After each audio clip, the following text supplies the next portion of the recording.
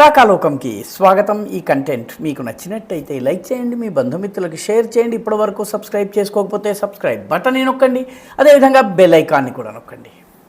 మిత్రులారా, ప్రపంచంలో అన్ని దేశాలకి ఆ దేశ రక్షణ కోసం ఆర్మీ ఉంటుంది. కానీ పాకిస్తాన్ విషయంలో ఒక కథ తిరగబడింది. అక్కడ ఆర్మీకి ఒక దేశం ఉంది, అదే పాకిస్తాన్. పాకిస్తాన్ ఆర్మీ పాకిస్తాన్కి సర్వ అసలు ఆ దేశం నిలబడి ఉందంటే ఆర్మీ వల్ల. ఆ దేశంలో ఎప్పుడు రాజకీయ అస్థిరత వచ్చినా దేశంలో రాజకీయ స్థిరత తీసుకొచ్చేది సైన్యము. ఆ దేశం యొక్క సరిహద్దుల్ని రక్షించేదే కాకుండా ఆ దేశంలో బన్ను దగ్గర నుంచి బ్రా దాకా అన్నిటినీ అమ్మేటటువంటి బాధ్యతను భుజానికి ఎత్తుకున్నటువంటి వ్యవస్థ పాకిస్తానీ ఆర్మీ. అలాంటి పాకిస్తానీ ఆర్మీలో ఇప్పుడు ఒక వార్త సంచలనం చేస్తుంది. కనీ విని ఎరుగనటువంటి గత 70 సంవత్సరాల పాకిస్తాన్ చరిత్రలో ఎప్పుడూ జరగనటువంటిది ఇప్పుడు జరిగింది. పాకిస్తాన్ ఆర్మీలో పనిచేసేటటువంటి మేజర్లు, కల్నల్లు, అదేవిధంగా లెఫ్టినెంట్ కల్నల్స్, సుబేదార్లు, హవల్దార్సు వీళ్ళందరూ కలిసి పాకిస్తానీ ఆర్మీ చీఫ్కి ఒక బహిరంగ లేఖ రాశారు. ఏదో లేఖ ఆయనకి రహస్యంగా రాయలేదు, బహిరంగంగా రాశారు. పత్రికలకి, సోషల్ మీడియాలో దాన్ని రిలీజ్ కూడా చేశారు.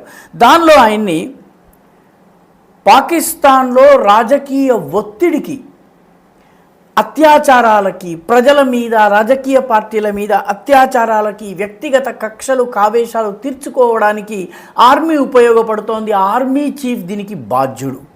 కాబట్టి ఆర్మీ చీఫ్ అయినటువంటి జనరల్ ఆసిం మునీర్ తక్షణమే తన పదవి నుంచి వైదొలగాలి. పాకిస్తాన్లో ఎవరు ఊహించలేనటువంటి విషయము. వీళ్ళు పాకిస్తానీ బలూచిస్తాన్లో జరుగుతున్నటువంటి పరిణామాలు చూస్తే 1971లో బంగ్లాదేశ్లో ఏ పరిస్థితి వచ్చిందో ఈరోజు బలూచిస్తాన్లో ఆ పరిస్థితి వచ్చింది. దీనికి కారణం ఆసిం మునీర్. ఎందుకంటే ఆయన రావడానికి ముందు వరకు పరిస్థితి ఇంత భయంకరంగా లేదు. అందుకని ఆసిం మునీర్ రాజీనామా చేయాలి. పైగా వాళ్ళు ఇదేదో మేము అభ్యర్థన చేయటం లేదు, వినతులో విజ్ఞప్తులో చేయటం లేదు, మేమేదో మీతో చర్చల కోసం పిలవడం లేదు, ఇది మా ఆదేశము అని చెప్పి లేఖలో చెప్పారు. మీరు దయచేసి పక్కకు తప్పుకోండి. పాకిస్తాన్ చరిత్రలో ఇలాంటి సంఘటన జరగలేదు. రాజకీయ విరోధుల్ని, అంటే అధికార పార్టీకి వ్యతిరేకులైన వాళ్ళని జైళ్లలో పెట్టటము, జర్నలిస్టుల నోళ్లు మూయించటము, ప్రజాస్వామ్యాన్ని విధ్వంసం చేయటము, ఇవన్నీ చేస్తున్నటువంటి వ్యక్తి ఆసిం మునీర్. ఆయన వచ్చాక పరిస్థితి దిగజారిపోయిందని చెప్పారు. వాళ్ళు ఇమ్రాన్ ఖాన్ని ఏప్రిల్ 2022లో అరెస్ట్ చేయడము, అదేవిధంగా 2024 ఫిబ్రవరిన జరిగినటువంటి ఎన్నికల్లో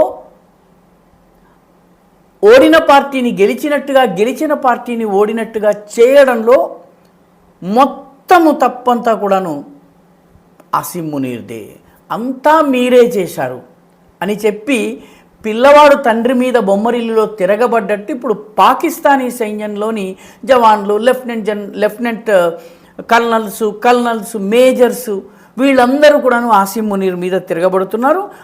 పాకిస్తానీ సైన్యం యొక్క పరువు ప్రతిష్టల్ని మీరు మురికి కూపంలోకి తోసేశారు, గటర్లోకి తోసేశారు. వాళ్ళు వాడిన పదము గటర్. ఈ రకంగా చేసినట్టయితే మీరు మీ రావల్పిండి కోటలో కూర్చుని ఒక డిక్టేటర్ లాగా వ్యవహరించినట్లయితే మీ టర్ముని మీరే 2027 దాకా మీ పదవీ కాలాన్ని మీరే పొడిగించుకుంటూ పోవడము ఇది సరైంది కాదు. తక్షణం రాజీనామా చేయండి. ఇప్పుడు పాకిస్తానీ సైన్యం పరిస్థితి ఎంత ఉందంటే చిన్నపిల్లలు కూడా పాకిస్తానీ ఆర్మీ చెక్ పోస్ట్ మీద రాళ్ళు విసురుతున్నారు. ఇలాంటిది గతంలో ఎప్పుడూ జరగలేదు. కాబట్టి ఆర్మీ పరువు గంగలో కలవడానికి పాకిస్తాన్లో గంగ లేదు. పాకిస్తాన్లో ఉన్నటువంటి మురికి కూపాలు ఏవో ఉండుంటాయి, అందులో పడి కలిసిపోయింది. కాబట్టి నువ్వు రాజీనామా చేయన్నాడు. ఇది పాకిస్తాన్ చరిత్రలో కనీవిని ఎరుగనిది. ఇంత మటుకు ఏ ఆర్మీ చీఫ్ ఎదుర్కోనటువంటి అత్యంత దయనీయమైనటువంటి స్థితి, నిజంగా దురదృష్టకరమైనటువంటి స్థితి. ఆర్మీ చీఫ్ని మన దేశంలో ఎప్పుడు ఇలా జరగలేదు. అలాంటిది పాకిస్తాన్లో ఆర్మీ చీఫ్ని దిగిపోమ్మని కోరుతున్నారు. ఇది ఇలా ఉండగా ఈ తలనొప్పితోటే పాపం ఆసిం మునీర్ గారు సతమతమవుతుంటే అమెరికా ఆయన మీద రెండవ బాంబు వేసింది. అమెరికాలో ఒక బైపార్టిసన్ బిల్లుని ఇంట్రడ్యూస్ చేశారు. బైపార్టిసన్ బిల్ అంటే రిపబ్లికన్స్ డెమోక్రట్స్ కలిసి ఏకాభిప్రాయంతో పెట్టేటటువంటి బిల్లు. మామూలుగా ప్రభుత్వ పక్షం పెట్టగానే విపక్షం దాన్ని వ్యతిరేకించటము ఇదంతా మన భారతదేశానికి అలవాటు. అమెరికాలో కొన్ని విషయాల్లో రెండు పార్టీల్లో ఉన్నటువంటి నాయకులు ఏకాభిప్రాయానికి వస్తారు. దీన్ని బైపార్టిసన్ బిల్ అంటారు. యుఎస్ కాంగ్రెస్లో సోమవారం నాడు ఈ బిల్లుని ప్రవేశపెట్టారు. ఈ బిల్లు పేరు Pakistan democracy act. Pakistan army chief అయినటువంటి జనరల్ ఆసిమ్ మునీర్ మీద ఆంక్షలు విధిస్తూ, ఎందుకంటే ఆయన ప్రజాస్వామ్యాన్ని అణచివేస్తున్నారు, పాకిస్తాన్లో సరైన రీతిలో ఎన్నికలు జరగనివ్వడం లేదు, రాజకీయంగా వేరే ఆలోచన ధోరణితో ఉండి అంటే అధికార పక్షంతో కలవనటువంటి వాళ్ళని జైళ్లలో మగ్గేలా చేస్తున్నారు. కాబట్టి ఆయన మీద ఆంక్షలు విధిస్తూ ఈ చట్టం తీసుకుని రావాలని చెప్పి వాళ్ళు తీసుకొచ్చారు, పాకిస్తాన్ డెమోక్రసీ యాక్ట్.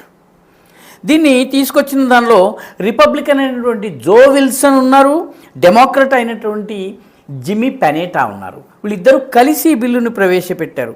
అంటే దీనిని అమెరికాలో ఒక చట్టం ఉంది, ఆ చట్టం పేరు global Magnitsky human rights accountability act.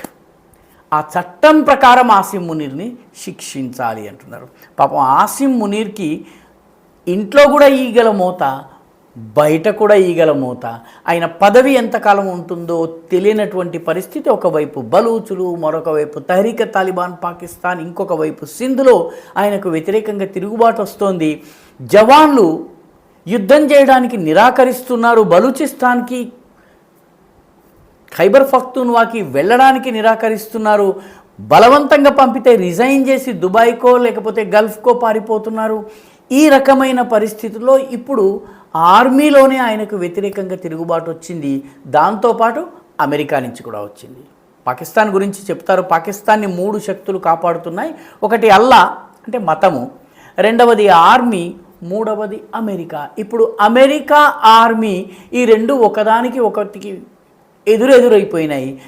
మతం ఏదైతే ఉందో మతం ఇప్పుడు ఆర్మీ చేతుల నుంచి జారిపోయి తహరీక్ తాలిబాన్ పాకిస్తాన్, తహరీక్ ఇస్లాం, లష్కర్ ఇస్లాం ఇటువంటి వాటి చేతుల్లోకి వెళ్ళింది. మొత్తం మీద పాకిస్తాన్ యొక్క సంపూర్ణ విధ్వంసానికి పునాదులు పడ్డాయా అని అనిపిస్తోంది.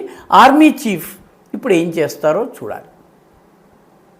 ఈ వీడియో మీకు నచ్చినట్టయితే లైక్ చేయండి, షేర్ చేయండి, ఈ ఛానల్కు సబ్స్క్రైబ్ చేయండి. మీ అభిప్రాయాన్ని కమెంట్ల రూపంలో తప్పనిసరిగా పంపించండి.